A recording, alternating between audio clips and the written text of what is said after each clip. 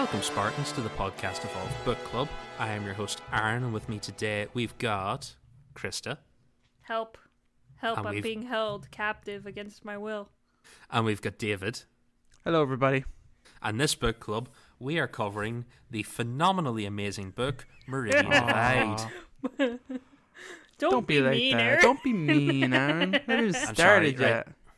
Right. Before we start this book club, I would like to preface this by saying I think we are officially not young adult novel readers, so we're going to do our best to stay positive where we can, but we'll go through the positive stuff and then we'll go through the problems if we want to do it like that. We will get to this, but it's been interesting. Let's just say that. So, before we get into this and we go through it, Krista, do you want to take us through the usual details? Of course, here are the details. The title is Battleborn: Meridian Divide. Ooh, ah. The author is again Cassandra Rose Clarke. Publisher is Scholastic. Formats available: print, digital, and very whispery audio. I couldn't get it ASMR. digital. Did you guys get it digital? It was on Amazon when I was writing the script. Interesting. It was on I Kindle. don't think it's available here because I think I looked as well. That's why I bought the paperback. Yeah, same. I couldn't find it, so I had to buy the paperback. The paperback's actually pretty nice looking. Like, I like the art. It's on very it. shiny. Yeah, I like it. It definitely will get kids to look at it. Kids like shiny things. It was released October 1st, 2019. Wow. A whole month ago. The length is 259 pages, so it's fairly short. And we have a synopsis. It's been 3 months since the colony world of Meridian was invaded by the alien alliance, known as the Covenant. Under the close watch of the military, Eve, Dorian, Saskia, and Victor have been put into an accelerating training program with ONI, the Office of Naval Intelligence, God knows why. And to the teens' surprise, ONI has a mission for them. Return to their hometown on Meridian and monitor the Covenant's efforts to retrieve an ancient Forerunner artifact of untold power. But what seems like a simple job quickly spirals out of control. With the artifact at risk of falling into Covenant hands, the stakes are raised, and Oni tasks the teens and their team of militia fighters with extracting the artifact for study. After a series of missteps with command cost the militia more than half of their fighting force, the teens take matters into their own hands. Oh no. Their journey will take them far behind enemy lines in the heart of the war zones on Meridian. Alright, that's about as much, kind of oomph you're gonna get from this book club. Right. Laced with sarcasm. Enthusiasm. That was the extent of our enthusiasm. The timeline is 3 months after Battleborn, possibly 2548. Yeah, I struggled to find a date. There's nothing. Like, in the first novel and this one, there's no kind of date or anything to kind of it's pinpoint. just like a year and that's it. Yeah. So I kind of went looking in on the actual Battle of Meridian that apparently lasted years. So I'm assuming it's around the start based on the fact it makes it sound that it should be based on some of the information you get in this book. It'd be like 6 months after the start, probably. Exactly. So. Yeah, 6 months. Oh, by the way, I've just realised we got so into this that we forgot to thank the patrons. So, because Ian will shout at me because if we don't thank the patrons. Well, just edit it in post. No. We're going to thank the patrons before we start this because they may actually switch off in a moment. Hey, patrons, how are you doing? Yes, thank you, patrons. By the way, when we recorded the regular show earlier, this will date this book club for future. We reached our goal of $117. Thank you, everyone. Woo! Yep. So we've got some news. We're changing the way we do goals going forward. So listen to the regular show for that. But thank you to... No one gets anything anymore. No one gets anything, no. Thank you to Alex, Colin, DeSudo, Edgar, Evan, Gonk, Lance, Lucas, Matt, Matthew, Mohammed, Noah, going down the list here. Orion the Elder, Philip, Ryan, Rye, Spencer, and Zach. Too many people. So many patrons. Good job, guys, buddies, friends, yes. Spartans. Thank you very much. Now, welcome to tearing this book apart. Please burn your copy if you have one. Oh, no. It's a little harsh to say that, but I know where Chris is coming from. Right, so I think people might be able to tell that we are not totally sold on this novel. Yeah, I remember... It's not written for us. To be super honest, like, this is, like, so not us. Like, they're looking for new Halo fans, young people, people who aren't experienced with reading all the Halo books. It's just, like, we're so far away from the demographic, it's unfair for us to say that that we didn't like it and we don't recommend it. So, we're just going to preface it by that. Yeah, it wasn't for us. No, we're definitely not the target audience, and I felt it was okay for the previous book, because I've read a bunch of young adult novels anyway. Like recently, I read all the Assassin's Creed ones and stuff like that, and they're quite enjoyable. And I didn't mind the first Battleborn that much at all. I thought it was quite interesting. Now, obviously, there was stereotypes of characters, and it is a simpler kind of story, but how this one takes, like, it just leads off immediately. Well, not immediately, it's like 3 months, I think. But it just was too much. I don't know. It took too much of a swerve in the other direction. It really did. It's such a different tone than the first one. The first one is all about the kids and all about them working together and all about their character development. And this one's just about the mission.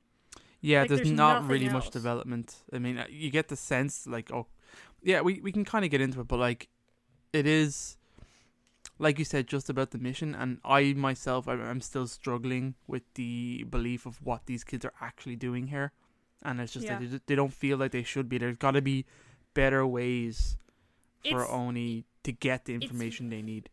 It's not believable. Like, it's really hard to suspend your disbelief with some of these situations. Like, Oni taking these kids doing 3 months of training and then Oni deciding to send them back into battle. It's like, even so much so that even the characters themselves are like, why are we doubting here? it? Yeah, which I appreciate that they have at least some kind of self-awareness to where they realize that, like, this is ridiculous, and like, it made sense for them. Maybe, okay, they're quote-unquote specialists in the area of their one small town, and then when it takes them out of that, it's like, then they have almost no purpose, because their one skill set that is needed is no longer useful, you know. And then you see them, I think, struggling to do the second half of the book, let's say, the second kind of mission, as it were. And it's just at that really point, tough. I'm just like, ugh. Like, after they left Broom-Sumer, I was totally checked out. I'm like, this doesn't make any sense anymore. Right. Will we kind of try and go through this story? Yeah, do it. And then see how we get on. So, like we said, this story starts off with basically a training montage.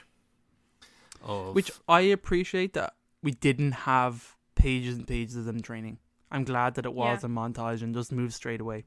Like, we've done the training thing. We've done kids being trained. Yeah. You know? In so many books. So, like, we have these guys. They're on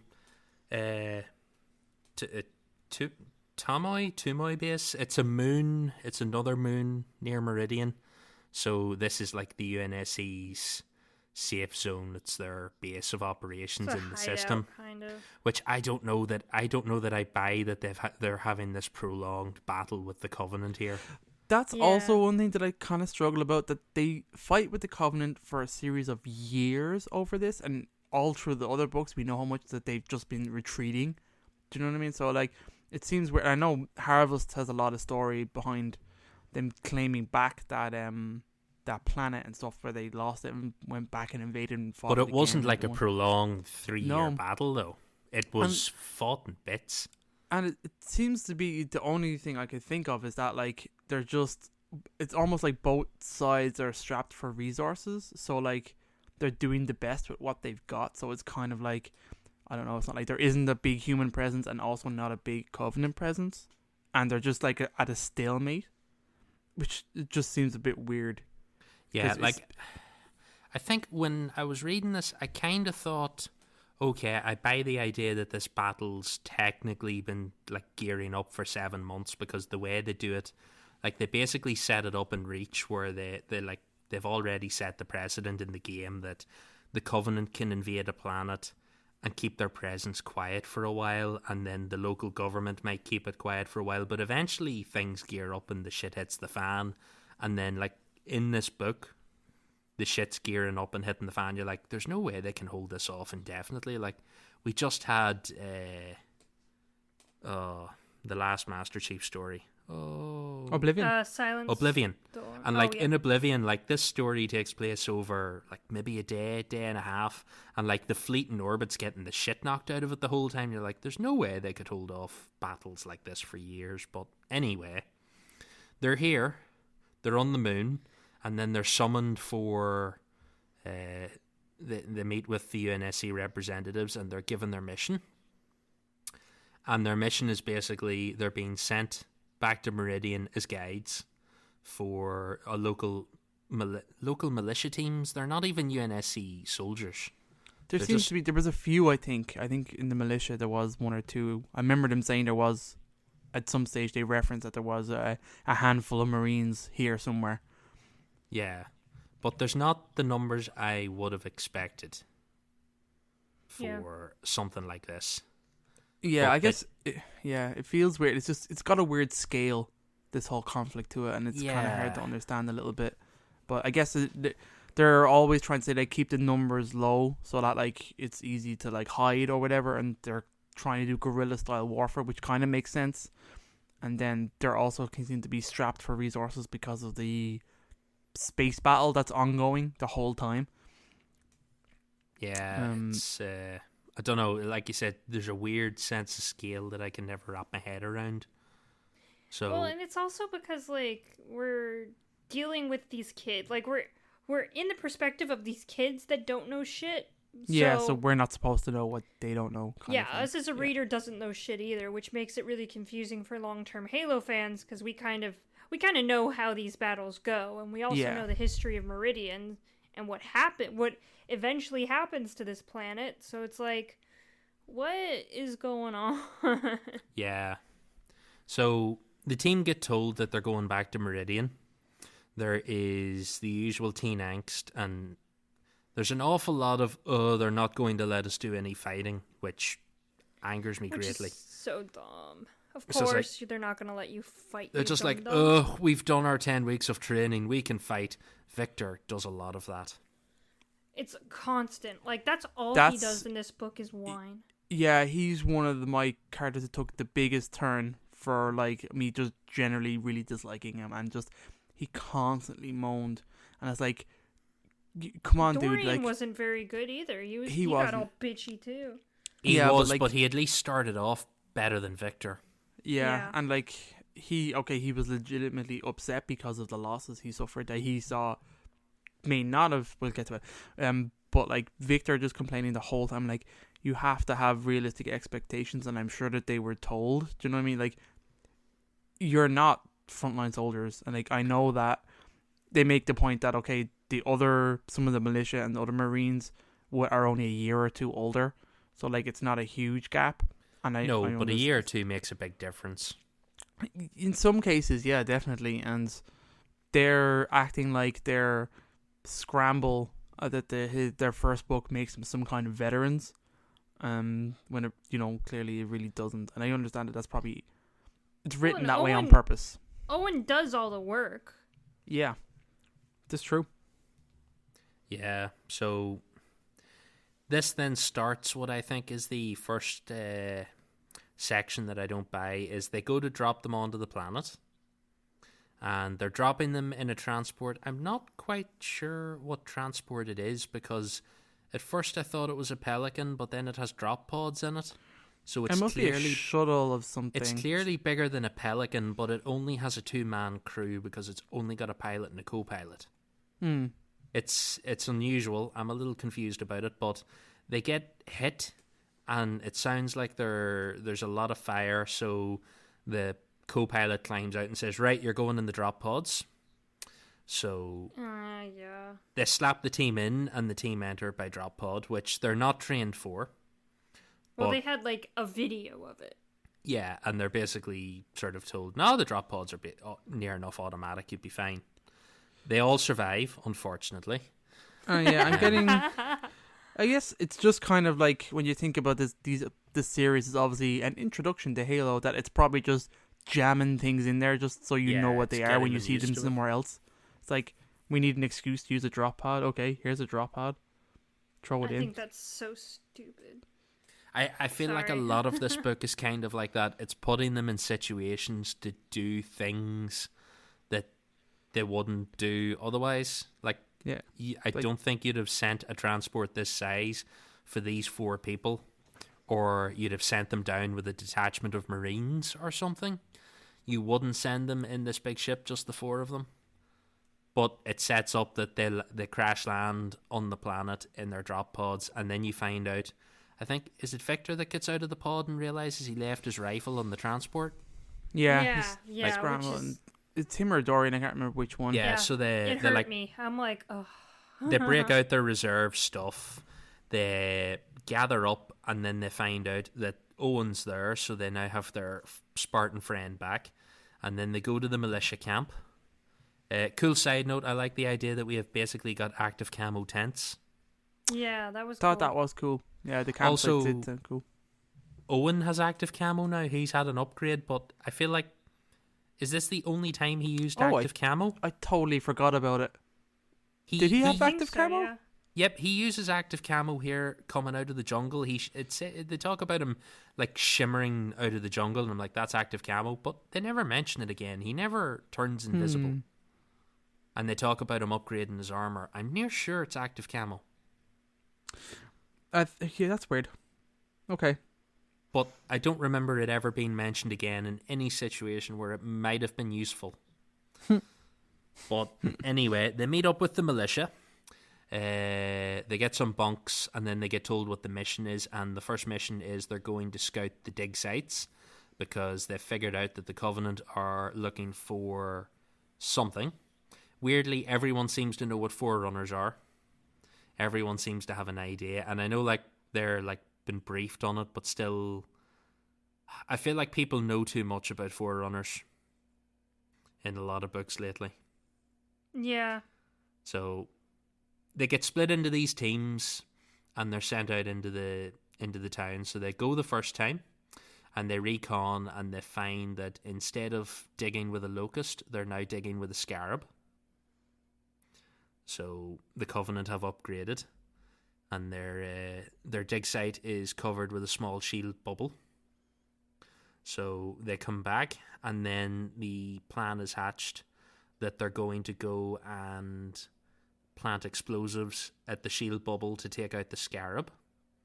Because these Oni wants... new explosives sound crazy. Yeah, they sound very like... what is the stuff in dynamite? Nitroglycerin? They sound very like that. Yeah. Because it's very sensitive. These are very sensitive. They sound like glow sticks that go boom. Because they talk about them being in a glass tube that they crack, and then they glow, and then you remote detonate them, but they're also very temperamental. And they can't be deactivated once armed and stuff. Yes, you've just got to use them. So they like do a distraction, because Owen does a demonstration with one, and then he goes and detonates that one at the beach to draw off the Covenant. And then weirdly, Owen takes, they call themselves Local Team. He takes them into the middle of it and uses the other two militia teams as the distraction. And they plant their explosives around the shield bubble and detonate them, and they wipe out the scarab and the dome. And it seems weird that they would get the kids to do this, because the only justification is that, like, oh, you've done it before, so we'll get you to do it again. I'm like, oh, wait a minute. Yeah, it's a little strange, but a part of it I think they try to justify it throughout the book that it seems like Owen is keeping them wherever he thinks the least danger is. And in this situation, he thinks there's less danger in them being here than there is in them running distraction. Yeah. So they did an okay job, I think, of when they split up the teams and sent the kids with each kind of team member to essentially investigate and gather intel. I liked that they did that it wasn't just a rush job in. Because you see what happens when they don't have the correct information in this book, which I like that they show that too. I like the consequences of that. They're back into the tunnels again, and they're like moving through the city. And for some reason, this city's just built on a warren of tunnels. I don't know. Well, that was from the insurrection. Yeah, they hinted at heavily in the previous book that this is just an insurrection town. That it was all just about like hiding from the UNSC. Yeah, it sounds kind of based on Disney as well, because they talk about these being maintenance tunnels to the tourist houses, and you're like, that sounds like a very Disney thing. Where the staff pop out of through the park, they go under it. It sounds kind of weird like that, but it's an interesting premise, and definitely I thought these tunnels should have been flooded with Covenant, especially when they know where they're digging. And they know that there's tunnels, so you would think that they would be in those tunnels searching and looking and not just digging from the surface down. Well, the whole thing is the Covenant don't know where the tunnels are. Ooh. But they're in the tunnels. Do you know what I mean? Some of them, but not all of them. It sounds like they were in some, because they were like hidden passages in the tunnels. Right. Remember? Okay, that kind of makes. But at the same time, if you're looking for something that's so important and you're entrenched here to dig here to do this thing, and they're there months after the initial attack, so they have so much time to explore those tunnels, and it seems unusual. It just seems weird that they haven't. And I know that that's obviously on purpose so that the kids can get in there and not just get slaughtered. But I did like the scenes that they had in there. Yeah, because they take out the Scarab, but conveniently the explosion also causes the ground to collapse. So the Forerunner MacGuffin falls down into the hole. And they describe it as a kind of like a spherical onyx sort of a stone-looking ball, and the Covenant are trying to crack the case of it, but the human explosives do the job instead and strip it down. So now what they need to do is they need to get this asset. So if I'm remembering this right, they've pulled back to the base and they now come up with a plan where originally the plan is that the kids are going to stay back and do triage, and that Owen's going to take all of the militia and fight their way over ground back to the dig site and retrieve this asset. Which is a terrible plan. It is a terrible plan, and it becomes a really terrible plan. But while they're coming up with this, Dorian comes up with another strategy where they get in contact with the AI, which is still active in Broom-sur-Mer, whose name I can't remember. Solomon. That's who it is. She's not a smart AI. She's a Virgil. She's a dumb AI, with a personality. So they get in contact with her, and she starts to check through the camera footage. I think she's the reason that they get that they can tell that there's something there. And then she also searches through camera footage of the tunnels, and she's able to see that this thing has collapsed down into a tunnel. Yeah, they're actually able to see the thing. Yeah, and while the tunnel is badly damaged, they can get to it. Yeah, but this is what's weird. Like, you think that this is the obvious plan that Owen should clearly change his method to actually go, and he does it. So it seems very strange because, like, if you look at like what happens then in the fight, like if they didn't invade, if they didn't attack the Covenant and instead just snuck into the tunnels, they could easily have gotten this thing and gotten away. What would the Covenant even knowing? And the only thing but half of the militia has to die because it says on the back of the book. Yeah, but like that's just yeah. So and then their intel obviously isn't good enough, and the Covenant have heavily reinforced the dig site as you would expect, and the militia get their asses handed to them.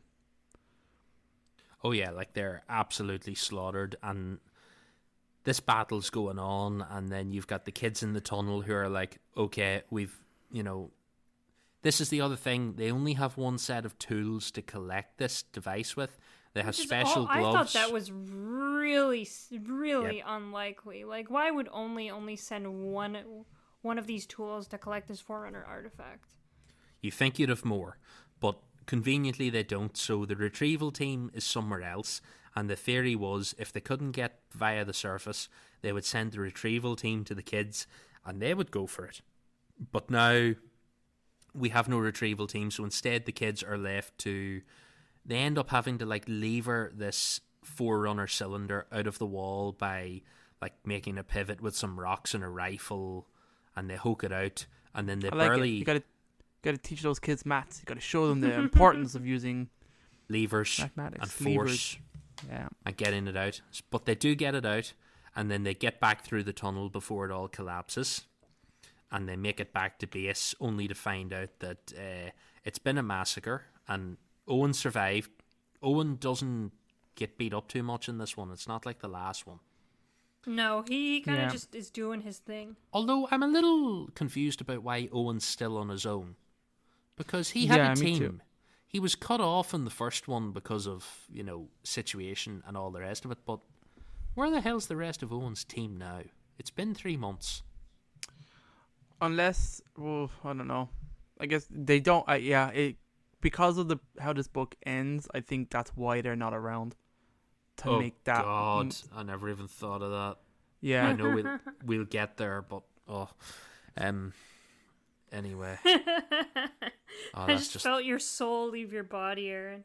That's thrown me. Where were we? Right, we get the MacGuffin.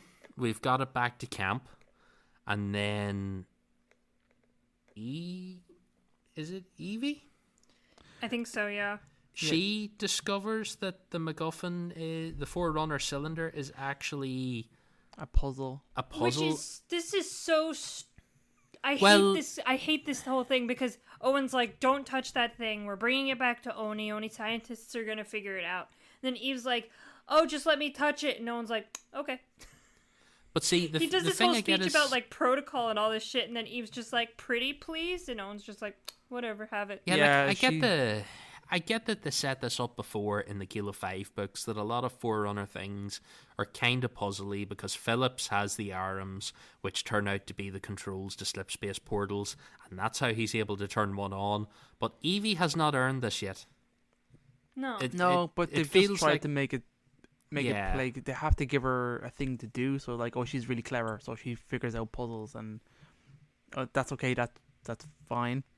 It just, I don't know. Yeah, and then it was just a whole, giving her this Forerunner artifact, and then once something activates, he, quickly takes it away from her, and then he's like, "Don't touch this again, you might blow us all up," and then she's like, "Can I have it again, pretty please?" And he's like, "Okay."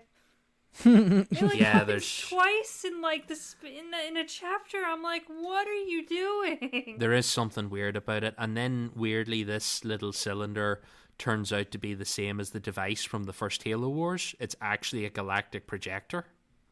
Yes. Because that's the first thing I was thinking of is, it took an entire room for Forge and Anders to find a holographic map, but they've got it shrunk down to a cylinder now. Or it's something similar to the Janus key from Spartan-III. Oh, true. Could be a bit smaller like scale. that. So this thing activates, and eventually they realize it's actually a map of Meridian.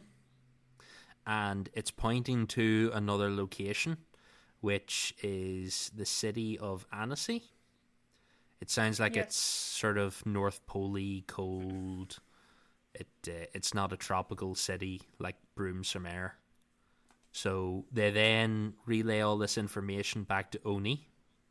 And a lot of this relaying stuff back to Oni, apart from a few briefings where they sit in on it, it's all done through Owen. So we never really know what the interaction is. But they basically decide, okay, you're going to take what's left of your team, and you're going to take them, and you're going to go to Annecy, and you're going to find out where the other part of this Forerunner artifact is that they want, and you're going to stop them. So and this is a turn in the book for me. Yes, this is where it gets a bit weird. Because the Covenant attack the base, so they scatter into the jungle. they go to their... Well, first off, they set up the scene that like everything's going bad for humanity now. We cannot get to you. So the kids are like, some of them they're ready to leave. They want to go. Like, we've done our job. Victor is like, I'm here to kill all Covenant, and Saskia is even like, she has an interesting motivation, which I like, in terms of that she's very much trying to prove herself against the kind of almost traitorous parents, in terms of like that she's saying, oh, her parents are traitors potentially, and like they're dubious criminals, and she just wants to prove to Oni that she's not one of them, that she can stay and fight. So like she's very much out to prove herself there. I kind of like that. Dorian is just like, my parents are UNSC, so I'm angry all the time. And Victor just wants to kill shit, and Evie's just here to figure some stuff out. I like that because they cut them off from Oni pretty much here, other than communications. So like they're not getting any weapons, any other support. They're not getting lifted out. And then we take out the captain as changes. Well. So we take out the commander. He gets taken out by a brute. More of their teams get taken out. They lose most of their supplies when they have to fall back to the rendezvous point, and then they get organized from there. I think we might be skipping a little bit, but not much. They get organized from there to go in like an in-atmosphere freighter that's going to take them to Annecy, so that thankfully we don't have to walk for like 5 chapters. Turn into Lord of the Rings. And then, I say, when they're going through the jungle, the commander gets taken out by a brute. Owen is basically holding off 20 elites and a couple of brutes by himself. The kids figure out that Owen's like running distractions, so they run off. The last of the militia follow them, and then they get to the freighter, and the freighter pilot's all like, yeah, we'll go in a few minutes when everything's fine. And then Owen bursts out of the jungle holding off all these Covenant foot soldiers, like, okay, we're gonna go now instead. So they fly off to this cold city of Annecy, and when they get there, this sets up what will be Dorian's bitch fit for the rest of the novel, where he looks out the window and he goes, oh, I can't see any lights, because it turns out the commander told him that this city had just been evacuated the day before. And he's like, oh, it's weird that there's no lights on. Like, Broomsomere still works. Why wouldn't this place? And then one of the militia goes, well, of course there wouldn't be on. This place was attacked 6 months ago. And wiped off the map, essentially. Dorian very quickly counts on his fingers and goes, it's only been 3 months since Broomsomere was attacked. They have lied to us. And then another militia soldier confirms that, this all happened 6 months ago. It sounds like the city was hit from orbit with plasma fire, but it wasn't last. It just had the shit knocked out of it. Just bombardment. Well, they didn't want to glass it because there's a Forerunner artifact. They didn't know where the Forerunner artifact was on the planet. That's very true. So from this point on, Dorian goes full paranoid. He's pretty much out of the fight for the remainder of the novel. They're all lying to us. Owen's lying to us.Oni's lying to us. They won't tell us anything. My friends would still be alive if you had have told us. We wouldn't have been on a boat out in the ocean.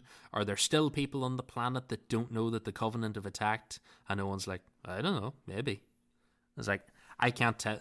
And Owen says to them, he's like, he says up front, he's like, I can't tell you classified things. It's like, and Dorian still tries to justify it as, oh, well, everyone else on the militia knew about this already. Why didn't you tell us? And Owen says, well, it's not relevant to the mission. It wasn't relevant to the previous mission, and it's still not relevant to this one, so why would I have told you? But because we're not soldiers and we're very angsty, it just goes on and on. It's really annoying. It's only really Dorian, though. The rest of them take it pretty well. They do. Victor doesn't seem to care at all. And he just he sits out of pretty much the last couple moments of the book, except for the very, very last big moment. It's like he's just like, I'm not helping them. I'm gonna walk around these ruins by myself. Yeah, I'm gonna mind the couple of militia that are left. So he's left. He's back. He's scavenging for stuff, and the rest of them go off with Owen and conveniently find a warthog.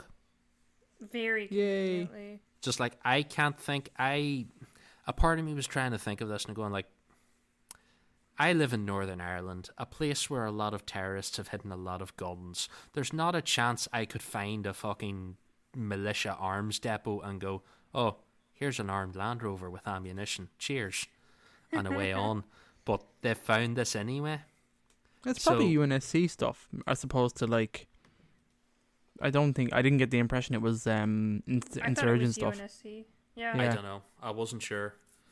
But they find this anyway, and because they're now conveniently the only team left with no injuries, all the other militia teams are down men. So that's not convenient. It makes sense because they're obviously trying to keep the kids out of the fighting, and they weren't involved in like the attacks on the beach and stuff like that, or the dig site. So True. It does make sense that they would be. And then they're kind of they hint at like the kids have been exposed to this device, so like they're kind of limited to just them. So it kind of pulls them into the story a little bit more, or kind of like. True, they're not entirely sure what this device is, if they've been irradiated or anything. So, okay, I'll give them one on that. So they take this device, and Oni has refined down where they think the other device might be. So they drive so far in the Warthog, and then they go on foot. And when they get there, they find what looks like the entrance to a Forerunner building with a shield over it. And when they're there, the device starts to go a bit mental. It gets extra bright to the point where it's like a beacon, and then it starts to strobe a little bit, and then it attempts to like fly towards the building. Yeah. Which I can kind of buy that sort of stuff. That doesn't bother me too much, that Forerunner devices might do things themselves. But it's also important to know that the shield is a Forerunner shield, not a Covenant one. It's not a Covenant one. The Covenant have no access. Yeah. The first time I thought it was another shield like the one around the Scarab. Exactly. That the Covenant found this thing, couldn't get into it, so put a shield around it and left it. Yes, that was my assumption as well. Yeah. But left a surprisingly light guard with it. Yeah. I personally would have thought if there was this Forerunner device and they had any clue about it, they would have left a cruiser parked on top of it. You would have assumed. I just have to assume that the lack of Covenant on this planet is because of the fighting going on in space, that they're not getting reinforced in the same way humanity is not getting reinforced. So it just seems to be they have their resources allocated in other places, especially because like they probably know, I mean, do they know at this stage that the dig site is like that they've been robbed? They probably do know, don't they? They do know at this stage that the other site's been robbed, because that's why they launched the attack on the team at their base, because they know they've taken the device and they're trying to get them. Yeah, okay. So, also, there's a prophet on this planet, random. Which is also why I don't buy that they don't have the resources to do this. There's no way a prophet's allowed into a war zone without enough protection. Oh, I mean, like, initially, they probably didn't have reason. But I think, like, obviously, the Covenant are heavily invested in the fight, and they've started to push through. So that's why you can see humanity not getting resources, and now you see the Covenant in a big way. They pretty much, because, like, there's a scene here where they get spotted outside the Forerunner thing, and they essentially run away and lose the brutes. And then they essentially build up their resources and come back to scout it out again, and then see the prophet and a whole kind of structure kind of built up around it. I got the impression that they had like the it's a scanning sentry. They're scanning it. They're doing whatever they can. They're trying to. And there's engineers here. I can't figure out why they didn't set the scanner up in the first place. That's what I mean. Either it wasn't here, or I don't know. It was on another place. I don't know. I feel like this book's full of a lot of I don't knows. Yeah, well, it's supposed to be like we keep saying. It's supposed to be a simpler story. Value, yeah, it's a simpler story. True. Also, this entire area is full of this white foamy substance. They mentioned that a few times, and you're kind of thinking like this is going to come into play at some stage. Yeah, I assumed it was some sort of like effect of the Forerunner device or something. I wasn't sure. At one stage, I was convinced it was going to be like the remains of the population of the city, because I thought they were leaning that way. I was like, did something happen and did it turn all the humans into like white foam? You know? I just thought it was some kind of future building material or something. I don't know what. I wasn't really thinking about it. It's like some sort of weird wispy insulation, but it's like blowing around. It's pooling about. Sounds almost like snow. That's how they described it. Yeah. So, like, I was almost imaging. If you've ever used a foam fire hose. Yeah. Fire extinguisher. It that's to me is what I thought, and it's kind of interesting that it turns out that's to be probably kind of a good shout. Now, but anyway. I'm a little fuzzy on this next bit, so bear with me. They pretty much, they come up with a plan. Is essentially they go back and like, okay, we're going to attack this thing exactly like we did the last time, and run a distraction. They have a sniper. I wonder, do they do that here? They don't do it here, but like they have like the kids go back, don't they? The kids go back later with the device to check again, and then the kids end up in the structure with Owen.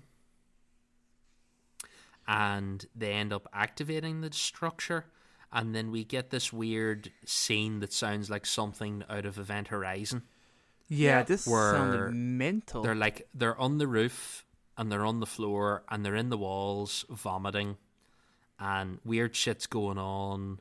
They're freaking out. It's slip space shit. Like, we all know it sounds like weird slip space shit, and then Owen manages to shut it down, because Spartans... He swims through the air. Are tough like that. Yeah, he says he has to launch himself across the air to do it. And then he carries the teens back outside where they kind of like get their senses about them again. And it doesn't sound like they have any long-term effects, other than I think the militia comment later that when they came back, they looked like they'd been infected by the plague. Yeah, they all got sick. Yeah. Is Dorian was here, right? Yep, no. The four of them are here at this stage, because that's how they get exposed. Yeah. I think when they go back the first time and come up with the plan, they basically slap Dorian about the face a few times mentally and say to him, "Well, they're like, we're a family, we stay together," and all this bullshit. You have to drop this grudge. It's getting unhealthy. Which is a good talk, because he does have to drop this grudge. Yep, and it's getting annoying. It is, and this device was powerful enough that the three of them tried to hold Evie down, and it pulled the four of them into this thing. It had a cool idea where she came up with it as a plan of like, oh, they do that next time, don't they? They don't do it this time. Okay, it doesn't matter. Yeah, it kind of pulls her a little bit. And the force field, it's important to know, it opens for the humans and lets them in. So they don't do anything, they just walk straight up to it. So it kind of shows that it's... As all Forerunner devices do, they activate for the Reclaimers. So I think it's after then they go back to the base, like you said. They talk to Oni. They have a big sit-down talk where the scientists try to discover what's going on, and Evie kind of pipes up and... Oh yeah, Evie's... Yeah, they're talking about how Evie doesn't remember as much of it as the rest of them, and then Evie's shocked to find out that the room changed, like, layout and composition when they were in it. She kind of... They have an interesting conversation with some of the scientists in terms of like this effect is like it's something to do with space. It has to do with like matter, something being manipulated. I can't even remember now. It sounds like manipulation. Yeah. So then the scientists kind of think that it could be something manipulating them, and I don't know. It's kind of a leap in logic here. I don't really understand how they even figured out or even thought of what this thing was doing. But they decided then, okay, we must have this device and a piece of it, which seems ridiculous. They want you to break a lump of the wall out or something. I'm like, what? I'm like, what are they talking? My only assumption is they want a piece of the wall because the room changed structure. So they want a piece of that to study, and then they want the device that the key slotted into. So they want both. So they come up with the plan to go back. And if I'm remembering this right, the plan to go back is basically the militia are going to run a distraction and set some fires. And we're going to slip back in underneath the giant scanner that they're building. We're going to use the key to like draw ourselves in really quick. We're going to fly in. That was kind of cool. I thought the Evie had that good where like they used the magnetism of the device to fly past all these elites and kind of crash straight into it. Pretty much straight in. And then they know that it'll lock behind them, so they don't have to worry about the elites coming back in. But then it all goes a little tits up when they suddenly find out that the white foam is flammable. Like extremely so. And so suddenly there's this massive wildfire raging around them. And the Covenant are like, fuck this. Yeah, I thought that the Covenant are retreating everywhere. They talk about, I think, the Banshees dipping down into the fire to rescue people and fly off again. Yeah, I thought that was cool. People grabbing onto the wings and stuff like that. And they're like this scanning thing that they're on, which sounds like the repurposed Scarab. They talked earlier at Brooms from Air, the engineers were taking pieces off the Scarab, and then they have this big, like, I think 3-legged scanner built above this room, which sounds like it's bits of Scarab and stuff. I don't know. There's something about it sounds... Well, then that could be why they didn't have it before. The engineers built it out of... And then it sounds large because the elites and stuff are sheltering in it as like a fire shelter, but the fire's so intense it's starting to melt the legs, and then suddenly the team are on a time limit where they've got to take their samples and pull this piece of equipment out before the scanner collapses on top of them. And they found like a saw, like a bone saw. They have like they have like a bone saw and like a laser salvage saw, and some kind of gravity harness thing, cutting chain sort of a thing. Yeah. So essentially, they get all their samples, but I think it's here that Victor does the "I'm amazing," and he does puts the courageous thing. Yeah, he puts all the fire suppressant down. He uses the last tin of fire suppressant foam to make a path out from the building to the edge, so that when everything else is on fire, they've got somewhere to run. But when he gets to the end of it, he's quite badly burned, so he just gives up and collapses. Yeah, he's succumbs to smoke. What is it he says? He knows if he closes his eyes, it's over, so he closes his eyes. And it's over. I'm like, that kid's definitely not dead because they're not going to kill off one of these kids. And 2, he just like flops on the ground and gives up. It's like, oh, okay. Okay, to be fair, he's been barbecued, so I'll kind of maybe give him some of that. He's breathing in all kind of crazy fumes. To his defense, he's on the end of the fire. He made it out because he made the foam path. He was at the end of what he needed to do. I mean, he probably didn't have much further to run. No, but... He's there anyway, and then we've got... Why wouldn't he fling himself down on the suppressant? That's true. But he gets out. Owen and Dorian tear out the equipment, and then Owen has to carry it because, of course, he's the Spartan. He can carry the big heavy thing. They get their sample, they make their way back through the fire on the path, and then the girls are in front, and they come across Victor's barbecued corpse, and then... Owen has to gather him up and the equipment, and they all have to make their way. They make their way back to the base. This is where I'm a little fuzzy on this. It pretty much, there, right? it pretty much cuts from here, and then they're on their base. Like they're totally off the planet now. Like it just totally skips from the end of this fight to them being back on the moon base. And then the next chapter is their debrief. Yeah, they get evac'd, and then sorry, David, go. No, that's it. It's just I was pretty much going to take off Victor's in the hospital. They can't see him. They're just kind of chilling, and that's kind of the story. Go on. They're there for a couple of days, I think, and they haven't been debriefed yet. And then they're summoned to what they assume is going to be their debriefing. So I think in the meantime, they've spoken. The other 3 guys have spoken to their appropriate any relatives or whatever, but no one's allowed to speak to Victor's family. That's not protocol, and they're also not allowed to go see Victor. And this is when Dorian starts his paranoia shit again about how they're doing stuff to Victor, and the scientists that we spoke to before are here and all the rest. And then they're called to be spoken to by Oni. Yep. Yeah, well, and then we find out Saskia's really upset because she was supposed to put down the fire suppressant, but Victor took it from her, so she sees herself as being responsible for Victor's condition. That's true. She's doing that. It should have been me in that bed now, not him. Yeah. But it strongly motivates her next decisions. True. So they go and they're in front of the scientists and the Oni people and the commander. And the scientists basically break it to them that all of the treatments that should fix Victor aren't working on Victor because he's infected with something. Like a Forerunner virus, which is really weird. I don't think it's infected. They made it sound that they made it sound like the thing that would fix human doesn't work on him because he's not technically human anymore because there's just his something DNA has been changed.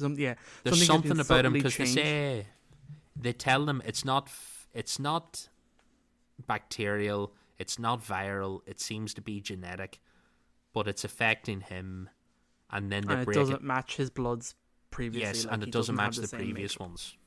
And then they break it to the team that all of you are infected except for Owen. And then the guys sort of get a bit annoyed. And Dorian's convinced that there's some sort of ploy again. And then they reveal that this is the part where I started to get very afraid in this book. This is when I died. They reveal that they think the reason Owen wasn't affected is due to the augmentations he had in the Spartan program. No. And then I started to get very worried. No. And then they talk about how they think there might be a treatment for the team. Oh, there really? Might be what a way to save them. There might be a way to help. Oh, that sounds amazing. Yep. They could be all cured. They're currently trying this thing out on Victor, and it seems to be working. Oh, okay, that sounds nice. What is it? The Spartan-III program. No! Yay, what? And this is the moment where they reveal that we can save you. Quit. Yeah, we can save you by making you Spartans. No. Which I'm not sure that's how that works. I don't know if the genetic just an modifications excuse for them to be Spartans. I know it is, but I don't buy that Owen was modified, therefore he wasn't affected. I don't buy that as, well, if we modify you, we will undo the damage of the Forerunner thing. I did. Well, it's not that they've done that. It's the fact that they're experimenting on Victor and figured out that it worked. I don't know how they got it, but obviously they narrowed it down to genetics, so then they started manipulating his genes. And I imagine they just did it the same way they do it to the Spartans. So that's probably how they discovered that. But what I don't get is why go the leap from this treatment to fully induct in Spartan-IV? I'm like, just treat them with the thing. Why would you need to make them fully Spartan-IVs? I don't get that at all. It's really dumb. Yeah. And also, these are like terrible, obviously, bad candidates for Spartans. Like awful. Like one of them is completely like insurrectionist and just 100%. doesn't wanna follow any kind of rules and hates everything Oni's doing. It's like, why? Evie and Saskia are probably the best candidates for the Spartan-IV program. Dorian and Victor wouldn't get within 100 miles of it. Just awful. They're both completely out of their minds. Well, yeah, not like Victor's crazy, just a jarhead. Essentially, is what they kind of make him look like. And the girls, are like rational. Evie is good. I like her scientific mind. I think she is one of the strongest characters in this. She reminds me kind of sort of like a Tanaka, maybe. Yeah, definitely. I think like Saskia a scientist is really role. bright as well. The girls are both level-headed. Dorian's completely insubordinate. Like, it's 100%, and they make numerous mentions of this, and even you want only like entertaining him a little bit, but Dorian like, constantly berating and reminding. Dorian makes Mickey look like a good Spartan. Yeah, that's what I mean. Like, I mean, when they've clearly had issues with like Spartans before, but then again, does the battle for Meridian take place before Mickey's indoctrination or induction? I think so, because I'm pretty sure that all happens. Was obviously pre-Halo 5, before Buck become. You guys talk, and I will look up when the Spartan-IV program started. Okay. It's just like Spartan-IVs were probably around in the early 50s, 25, 50, 3, 54, because that was the end of the It's something like that. Yeah. Like, it's just, like, the grounds for them making them Spartans are just the most tentative bullshit I've ever heard in my life. 2550, and this is possibly 2548. But that's the experimental phase. So in theory, these guys are going to be the first Spartan 4s, not Palmer. Or in the first groups, yeah. What do you call the girl that went crazy? She was the first Spartan 4. Yeah. Except she's not anymore. Interesting. I mean, it just seems... I don't know. Obviously, they're used to child soldiers and inducting children, and obviously they're developing Spartan Force. Yeah, that's what I mean. They're used to like taking kids, children, and training them as they want and establish them. Obviously, there's a series of indoctrination. They even touch on that a little bit with Owen. That I think Dorian just says, "Oh yeah, you're indoctrinated," like, and I don't want to be like that.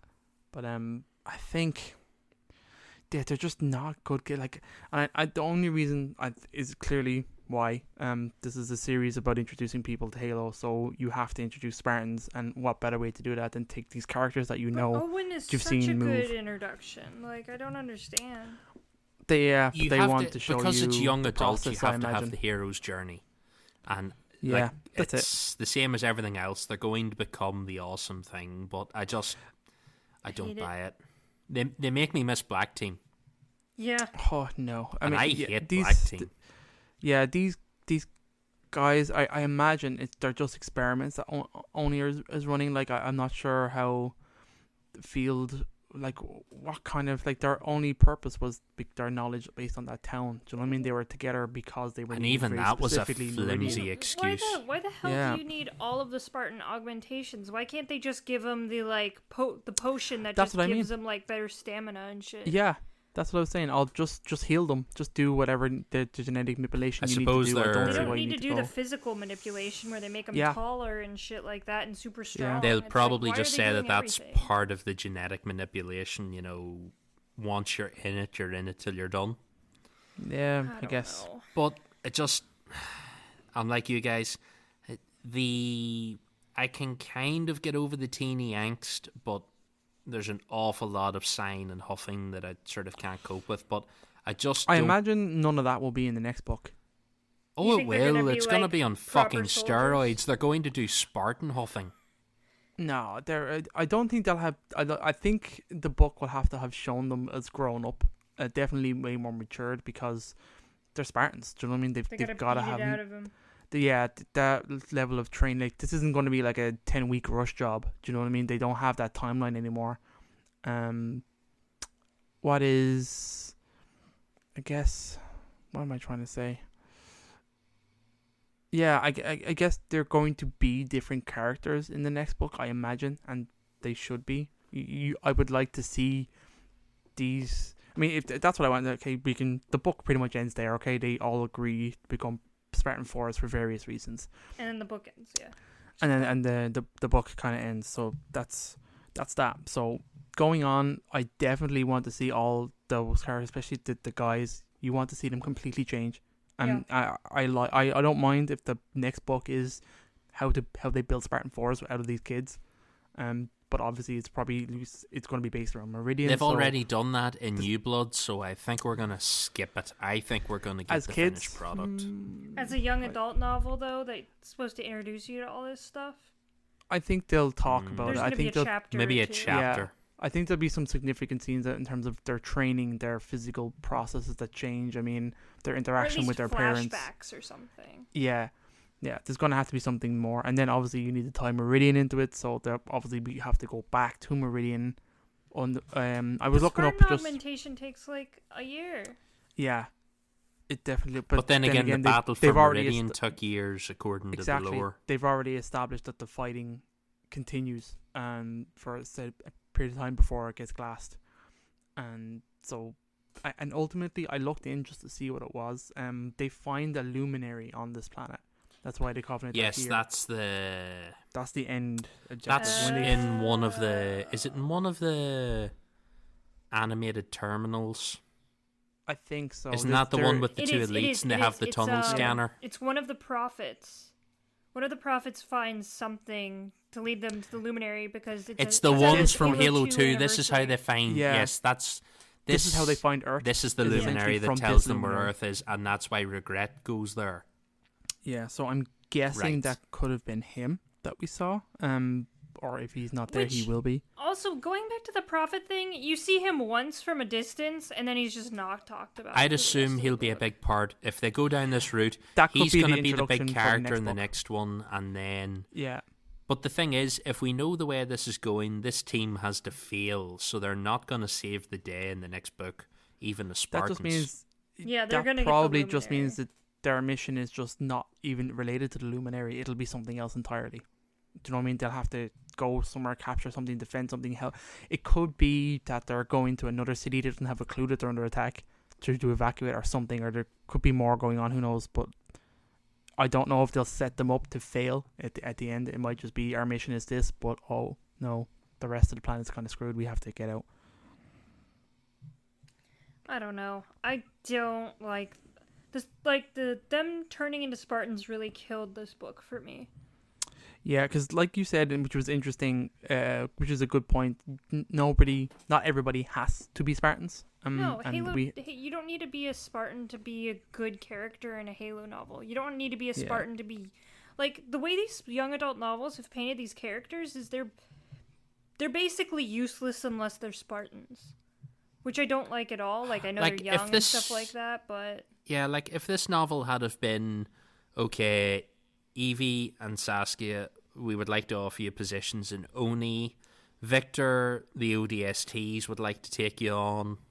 Yeah. You know, and Dorian, there's the bus. Yeah, Dorian, on the bus. Insurrectionist bus. But that makes a lot more sense. Like, we have some strong characters that aren't Spartans, like what's her name? Veda from... But then again, if you're a young adult and you're reading these, you want to be the Spartan. That's your... Yeah, that's the power fantasy, you know what I mean? It's got to be, like you said, the hero's journey. It's got to be the end goal is being a Spartan, and then the next book will be them showing them how great I feel like they're short stories and it's not earned. They didn't, in the last 3 months, they haven't earned... If this had been the end of like a 4 or 5 book series where, you know... You've been through numerous... Yeah, if they'd gone through a few battles, they'd proven themselves, they'd got over their bullshit... They weren't like huffing with Owen because he couldn't tell them things. I would buy it. It's like, you're infected and you can't be healed bullshit. They're like, I guess you're in the Spartan program now. Yeah, like these guys have basically fallen backwards into Spartan-4s. I hate it. Yeah. It's not even like it's a choice for them at this point. It's like you either die or you go in the Spartan program. I think one of them says that at the end of this. Victor or someone laughs at them and is like, oh, you make Victor's this in cryo. Or it must be Dorian. Then he says, like, you know, you pitch this like you're giving us a choice. Yeah, that was good. And I also did like, they do tell you that like you're not exactly unhealthy now, but anything that could cause you to maybe need medical treatment becomes untreatable and then becomes a problem. So you're running a risk essentially not doing it. And like the kids even mention this, they're like, all right, so it's either we die or we're going to be a servant to Oni for the rest of our lives. Because that's the choice they're given. And they're given all the paperwork and stuff like that to go through and all this kind of crack. So do you imagine it's... Yeah, obviously they only had baited them in with like scholarships and money and all this kind of stuff and college educations and stuff. If you come back and do this mission because we need your expertise. Which is, again, mental. Why wouldn't you not take actual adults from this town? Yeah, like there were all these people, including what seemed to be fairly well-trained militia and insurrectionists who, fair enough, normally wouldn't work with the UNSC, but the insurrectionists are happy to throw down with UNSC when the Covenant are involved. Like, it's happened before. Yeah. And I don't buy for a second that all those people on that ship that evac'd in the first one, none of them volunteered for this, and it was just like, send in the kids. I'm assuming they didn't want any of them. It also could be a case of they know the kids are somewhat trustworthy. They know their backgrounds and stuff like that, so they can probably manipulate them easier. But they really don't, though. They don't know anything about these kids. They only know that Owen, like, trusts them. And, like, Owen trusts everyone he fights with, pretty much. I'm sure Oni knows everything about these kids. I don't know. I'm sure they do. I mean, they do also does a good job of painting Oni as the bad guy in this a little bit, so I like that too. They do set you up for them. Bad guy Oni. Okay, you want to kind of finish up? Where we at? I think we're we finished the book. In terms of the story, we're pretty much done. Like, they're gonna be Spartan-IVs. I almost punched my fist through the shower listening to the end of this. Yeah, I was really upset. Dorian needs to have an accident. I read it before everyone else, and I finished it before you two did, and I'm just like, oh, guys, get ready. You're gonna love the ending. No, as far as I'm concerned, if Dorian had an accident in transit and got sucked out an airlock, it would be too good for him. I can't warm to these kids. Do you know the funny thing is, when I was reading this and I was thinking about it, I kept thinking, the kids in Legacy of Onyx really won me over when these guys didn't. Yes. And we had just finished Legacy of Onyx pretty much too, 2 books ago. Like, I wasn't that fussed on Legacy of Onyx the first time round, but when I went back to it, I spent my whole time reading the book going, this isn't that bad. I enjoyed it way more the second time. I remember that too.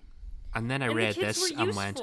The kids actually did shit. They were able to kill people, but also and they were clever. Their stuff's kind of earned. Like, they spent months doing their training, and like, they're there for a good long time doing things and working on shit. I know that could be part of these are shorter books, but if you had have turned around at the end of Legacy of Onyx and offered that human the chance to be a Spartan-IV, I would have bought that. Yes. More than I bought this, and she would have earned it. Yeah, I agree with that. And, like, they could have inducted, like, maybe the Sangheili into the program as, like, the newest, like, thing or something. Like, the thing is, these kids, none of these characters are super relatable. All these characters are very shallow, I think. Again, it all comes down to, you gotta get it in your mindset. This is a very specific type of book. Yeah, they're supposed to be this. All kind of surface level, easy to kind of get into and kind of quick to put down. Do you know what I mean? So it's all on purpose, even if it doesn't. Yeah. It's just a different. It might just be the style of book, but I don't think these are ever going to click with me. Also, shout out to, once again, the narrator of the second audiobook. I dipped in to have a listen. Still whispering. It's awful. It's even funnier because there's lots of dialogue in combat where she shouts and then she goes back to talking about characters and it's all whispers again. And it just... no. Everything about this annoys me. Yeah, and this is no shade to the author, Mrs. Cassandra Rose Clarke. I mean, she's obviously writing for a demographic that isn't us, and I give her props for doing something completely different with the Halo universe that we haven't seen. Like we said, we're kind of spoiled with our Halo books and our Halo lore and all this stuff that we kind of have a lot of preset expectations for what a Halo book should... It's the burden of knowledge, Krista. Yeah, that's what it is. I do think we need to find some young adults and ask them to read them. Yeah, I would maybe. Would your niece and nephews read this kind of stuff, Aaron? Would you? You've given them books before. I have. I could test them on it. I don't know. They might like them. It'd probably be an easier read for them too than like. I don't want them to learn any bad examples from Dorian though. Fair enough. I can't deal with that kind of sass in my real life. Yeah. But no, I think I'll have to test them out and guinea pig them in these books because I can't get into it. And like I said, the story itself is fine. It's the teen stuff. Yeah. Like, if you put these books together and you said to me, right, this book is about a group of soldiers on this planet that doesn't know it's being attacked, and they've got to evac with an injured Spartan, and then they've got to come back later to do asset denial with the Covenant. That's a good story. It's all the teen attitude and the just general entitlement that quite a few of these characters have. Yeah, like I said, these books aren't written for us. They're written for a completely different demographic, and they're not written for a long-term Halo fan. These are for those book fairs that you have at school, and the kid's like, "Oh, I played Halo 5. This is a shiny book cover. Maybe I'll like this. Mom, buy this for me." It is a very It's shiny a really nice book cover. I do like it. They're very pretty. Like the first, there's some of the prettier books that I have on my shelf. So the artwork in general lately on the Halo novels has been fantastic, because Oblivion is beautiful as well. Yeah, it's cool art. But overall, I didn't like it as much as I did the first one, to be honest. I think the third one could be interesting. Yeah. So we'll see when we get there.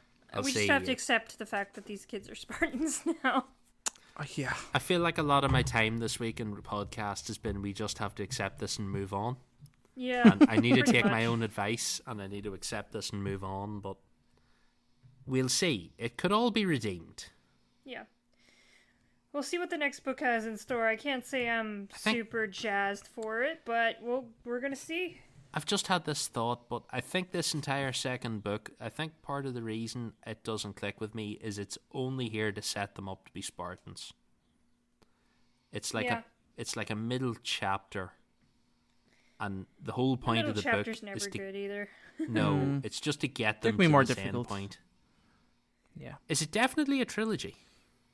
Yes. I think so. Yes. So I think that was announced ages ago. So we've just basically got one, half a standard novel left to finish this off. Yeah, I think so. I'm guessing so. Because they're 8 hours a book, give or take, on the audio. It's normally about 16. It's a pretty fast read, though. They're about half the size of a normal Halo book. Yeah. So, I mean, if you're chomping on the bit for more Halo content, you've read all the books, and you're just like, I want to read something different, I mean, give it a try. You know, you might like it. You might be like, but, you know, it's a Halo book. This author does deserve some love, because we were kind of mean to her, but... Yeah.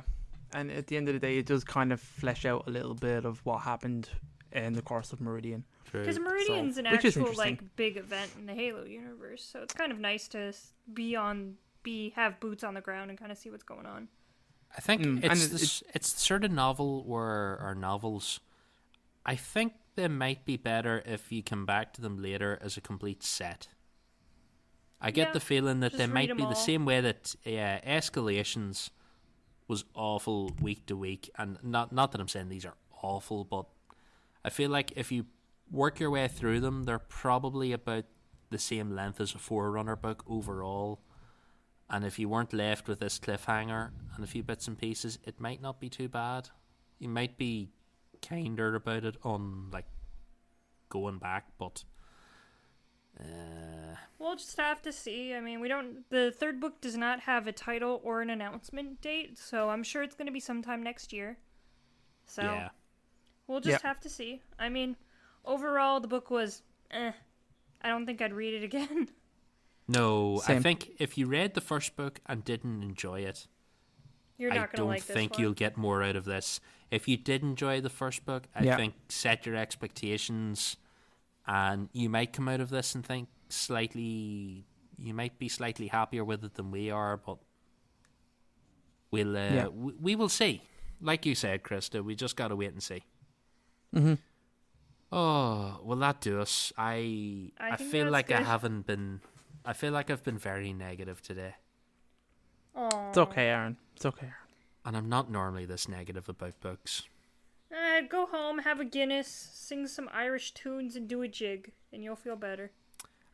Just what we need this week, more Halo racism. Yeah, thanks, Krista. As if we haven't had enough. Have you noticed that none of the cast has any Irish people in it? Krista, you're dating our podcast. How dare you? How dare People are going to come to this on YouTube in 3 years and be like, oh, that's when this happened. Yeah, I know. How despite seeing the date that this video was published, now it's dated. Yeah, exactly. It's more dated. Oh, right. Well, guys, thank you for listening. If you've made it the whole way through, congrats. Yeah, let us know what you think. If you think we've been a bit too harsh on this book, feel free to drop us an email at podcastevolved@gmail.com. If this is on YouTube, give us a comment. You can give us a comment, yes, or you can catch us in the Discord or the Facebook group. Or Twitter. Twitter as well. Yeah, I don't use Twitter. We like Twitter. So. We got a Twitter. Do we? I have an amazing like Twitter? website. I think you like Twitter. I check the Twitter all the time. Good job, Krista. True, we do have an amazing website with a comment section, but I don't know if we can reply to you in the comment section. So if you'd like to hear back from us, don't use that. I think that's true. Ian said that once before. It's the only flaw to the comment system. But definitely do. If, like I said, I'd be curious to hear from people that enjoyed these books, and I'd also be curious to see what age the people are that do and don't enjoy them. I'd like to know if there is just a firm line of, are we old now? Maybe we need to do a Google survey or something in a bit and see. When the trilogy's out, I'd like to do that and see if you gave someone these books not knowing anything, but maybe their interest is piqued. Or even how just they a would get Google on with them. survey where it's like, liked it, meh, didn't like it, and then you have to put what your age is, like an age group. Yeah, I have a feeling we're going to look at this in 6 months and all the comments on YouTube are going to be, okay, boomer. Oh no. I don't know what that means. You guys are boomers, but I'm a zoomer. I'm Gen Z. Aren't you close enough to young adult that this should appeal to you, Krista? I don't know. I'm a zoomer. No, Krista was playing Halo when she was 4. Yeah. So she's old. She's old Halo. Okay, boomer. Alright, fair enough. Alright, guys. Well, like we said, thank you very much. Check out the website, halopodcastevolved.com or halopodcast.com. You'll find links to all of our stuff there, our social media, and to the Patreon. Also, check out the next regular episode. We have an update on our Patreon stuff and how we're changing some things up. And that will do us until next time. Evolved. All right. Evolved. Evolved.